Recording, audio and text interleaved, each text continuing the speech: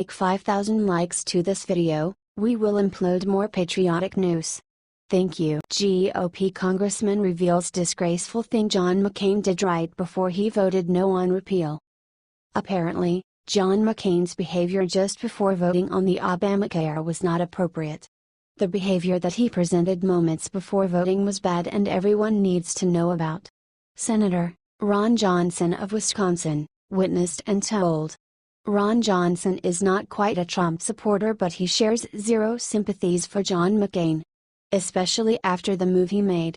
According to him, as Mad World News reports, McCain's bizarre behavior led to multiple opinion switches regarding the vote.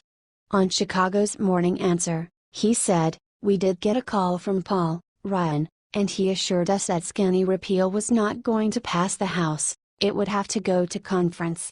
Again, I'm not gonna speak for John McCain, he has a brain tumor right now. That vote occurred at 1:30 in the morning, some of that might have factored in."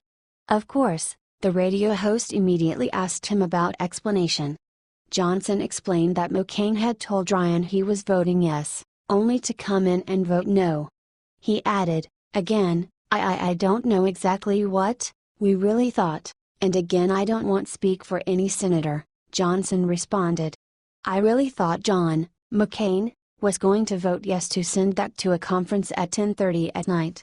By about 1:30, he voted no. So you have to talk to John in terms of what was on his mind." Johnson, after giving this interview, was insulted by the liberals and the mainstream media. He was talking the truth, and of course, they are against the truth. CNN's Ana Navarro, for example, instantly addressed that Johnson is not fit to say anything about McCain. "I'm disappointed I didn't more eloquently express my sympathy for what Sen. McCain is going through.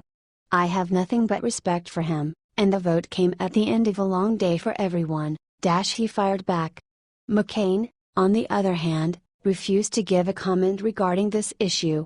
Instead, he once again went against Trump and commented on the current situation with North Korea. He said, "That kind of rhetoric, on North Korea, I'm not sure it helps. The great leaders I've seen don't threaten unless they're ready to act, and I'm not sure that President Trump is ready to act."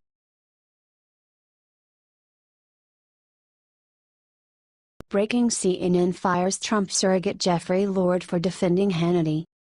Political commentator Jeffrey Lord, who worked at CNN, was fired by the network after his latest tweet.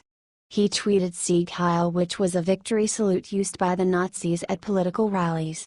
"Nazi salutes are indefensible," a CNN spokesperson said in a statement.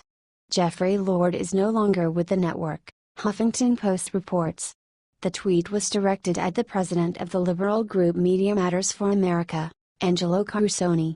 Lord wrote an op-ed calling Media Matters a fascist group for launching a campaign to get advertisers to pull their support for Fox News' Sean Hannity, Huffington Post reports.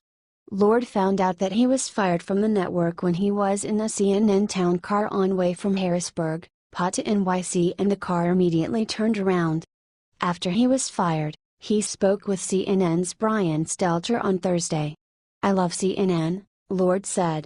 "I feel like they are caving to bullies here," Huffington Post reports. Lord tweeted LOL. After CNN fired him. Yash Raleigh took it to Twitter to announce that MSNBC, NBC, and Fox News confirmed they will not hire Lord. CNN hired Lord as a political commentator in 2015. He was known for his provocative support of President Donald Trump, and he once said that Trump is the Martin Luther King of healthcare. Afterward, he said that he made a comparison between Trump and King deliberately and with reason, because both of them threatened to use the crisis in order to pass legislation. CNN host Anderson Cooper infamously criticized Lord in May when he argued Lord would defend Trump if he took a dump on his desk. Cooper later apologized for the comment, Huffington Post reports.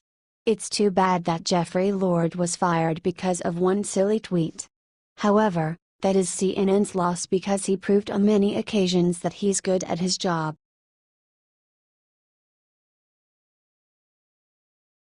McCain's deathbed secret just revealed about what he did to soldiers he was in captivity with. Senator John McCain remains the biggest betrayer in Washington, D.C. ever since Donald Trump became President of the United States. McCain did everything he can in order to undermine his power, which is a federal crime. McCain wants sympathy from the Americans who still believe that he is a war hero, but now it's time to reveal the truth about his time in the military. Although his military records about the catastrophes and scandals in the Navy are sealed, it was recently reported that McCain is responsible for the death of 134 sailors. He decided to show off by doing a wet start of his plane, which resulted in hitting two planes that had 1,000-pound highly explosive bombs. However, McCain was never blamed because his father was a four-star admiral and the whole incident was buried. 3 months after the deadliest loss of life the Navy has ever seen, McCain was sent on a bombing mission over Hanoi in 1967. He was captured by the North Vietnamese, and he was a prisoner until 1973. After he was released, McCain used his story and became a Vietnam War hero, and afterward he was elected as senator. He is anything but a hero. Because of him, 134 people lost their lives.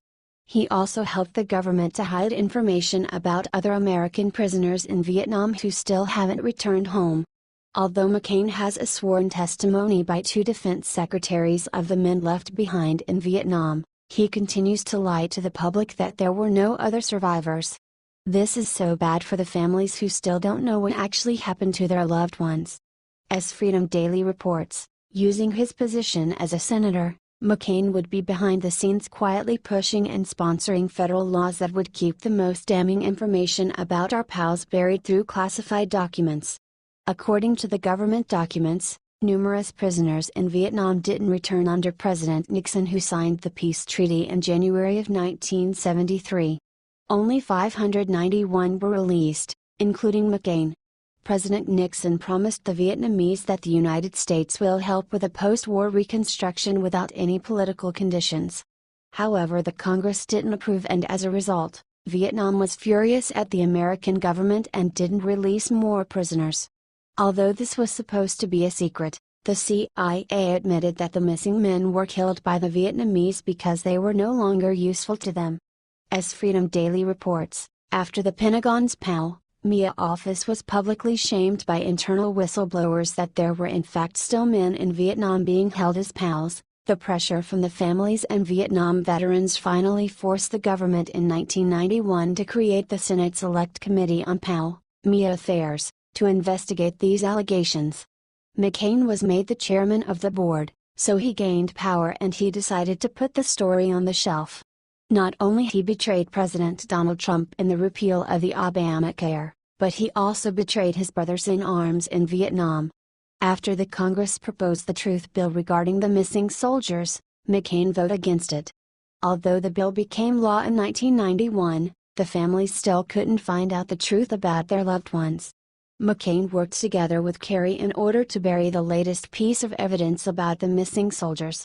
McCain screwed over the PALs in ways such as authoring a crippling amendment to the Missing Service Personnel Act, that stripped away the obligations that commanders were previously held to of speedily searching for missing men and reporting these incidents to the Pentagon, the American Conservative reported. The thought that McCain made Pinkerton chiefs to lie under oath about the men left behind disgusts me. He even buried all the evidence, including documents and satellite photos. People should know the truth. He is no hero, he is responsible for 134 deaths. He is also the biggest traitor and an enemy of the American people. Next page.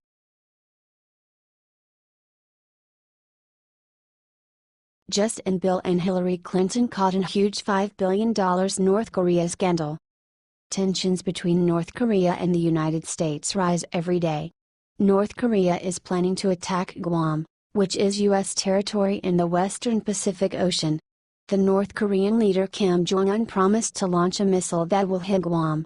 As a response to the threat, the U.S. President Donald Trump said that North Korea will meet fire and fury if the country continues to threaten the USA. Although the whole world has their eyes on North Korea right now, only a few people know that Kim Jong-un owns missiles thanks to the Clinton family.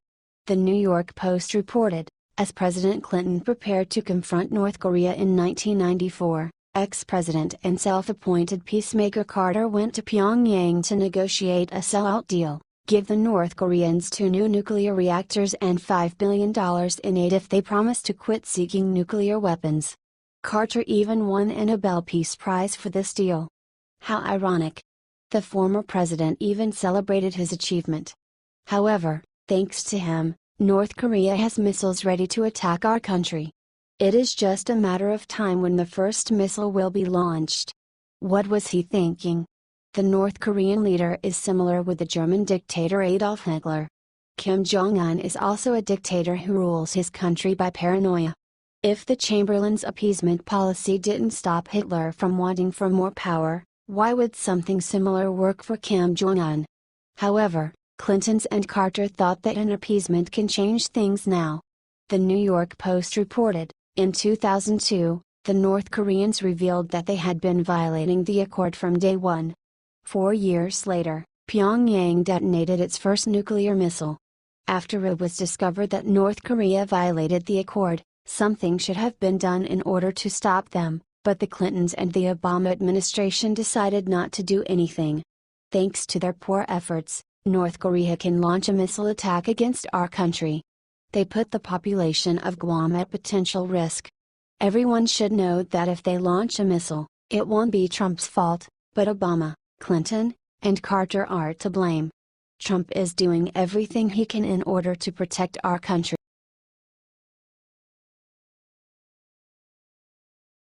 NBA star making $15 million a year arrested for dealing pot in housing project.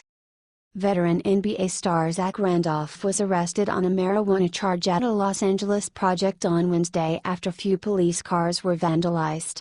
There is a possibility that he will be charged with a felony over 2 pounds of marijuana in his possession. That is a large amount of marijuana found. The NBA star was taken into custody immediately. The police suspect that he intended to sell the marijuana in Los Angeles housing project. The marijuana was found in a large backpack. However, his agent and attorney Raymond Brothers defended him by saying that the charges are false and misleading. He is looking for options in order to solve this problem. TMZ reported that once Randolph, and another suspect, were detained, the crowd quickly turned chaotic. According to the police, a patrol officer saw that the crowd was drinking and smoking marijuana at the Nickerson Gardens project in Los Angeles. They were also partying and blocked the streets. Officers called for backup when the crowd grew and people began throwing bottles and rocks, according to Daily Mail. Although police vehicles ended up with busted windows and slashed tires, no officers were hurt during the chaos. The officers formed a battle line in order to restore order. In the end, the police recovered 2 guns, drugs, a significant amount of cash and 2 vehicles were impounded. It's unknown whether any of these things belong to Randolph. Officers also arrested Stanley Walton, 43, who is an ex-convict on suspicion of possessing a gun. It remains unknown whether Walton has a lawyer or not. The former basketball player was released on Thursday as bail was set at $20,000. His next court date is scheduled on August 31st, according to Daily Mail. Before Randolph signed a 2-year contract with the Sacramento Kings in July, he spent years with the Memphis Grizzlies. He has also played for Los Angeles Clippers and New York Knicks. His latest signed contract is actually a $24 million deal. Neither Randolph nor representatives for the Sacramento Kings commented about the incident. This is a developing story. Stay with us for further updates.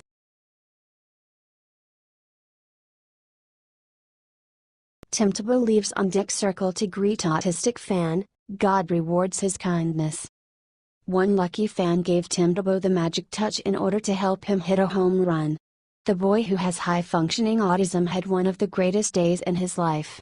Tebow never met the 10-year-old boy, whose name is Seth Bosch. They met when Tebow was playing minor league baseball for the St. Lucie Mets at Charlotte Sports Park. This game turned into something special and Seth's mother, Ilana, captured everything on video. The 29-year-old player was taking practice swings in the on-deck circle, waiting to hit in the top of the 7th inning, As Tampa Bay Times reports, the 10-year-old boy was at the game with his parents and his sisters, and all he wanted was to meet Tebow. Not only Seth suffers from autism but also suffers from neurofibromatosis, which is a genetic disorder that causes tumors to form on nerve tissue. The young boy has a tumor behind his right eye. As a result, he can't play any sports. There was an ongoing conference on the pitching mound. When it was paused, Seth managed to stand up from his seat and go down to the backstop netting near the Mets on-deck circle. He started waving to Tebow to come over. Tebow noticed the young boy and came over. Despite the fact that a netting was between them, they shook hands. Afterward, Tebow went back to the plate and something amazing happened. He hit a 3-run homer. When Seth came back to his seat, he was crying, Ilan Obosh said. And then Tim hit the homer. I started crying, too. How does that happen? I think God brought Seth and Tim together. After the game, Tebow and Seth met again and Seth's mother took pictures of them together.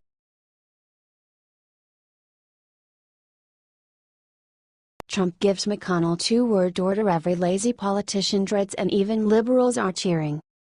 President Trump is back on Twitter with another very important message. He, on Thursday, directly told Senate Majority Leader Mitch McConnell, RK, to get back to work, fast. He was referring on advancing the GOP agenda. For McConnell, Trump this week indeed expressed more frustration than ever before, reports The Hill. If you don't remember, McConnell expressed his opinion about Trump's excessive expectations for his agenda. On Wednesday, Trump also spoke his mind about it. He simply asked on his Twitter account, Senator Mitch McConnell said I had excessive expectations, but I don't think so. After 7 years of hearing repeal and replace, why not done? The goal is to end Obamacare and they need to understand this as soon as possible. Trump is frustrated because they are still not able to pass a new healthcare plan. Can you believe that Mitch McConnell, who has screamed repeal and replace for 7 years, couldn't get it done? Trump tells, must repeal and replace Obamacare. Regarding this issue, Trump's spokeswoman confirmed that currently is an ongoing frustration with the Senate leader. You can see the president's tweets. Obviously, there's some frustration. I don't have anything more to add, Huckabee Sanders told the reporters. Currently, the president is working and tweeting from his golf club in Bedminster. We will be working from over there for about 17 days due to White House renovations. The health care bill, on the other hand, is a serious issue that needs to be solved, and these men in the Senate better start paying attention.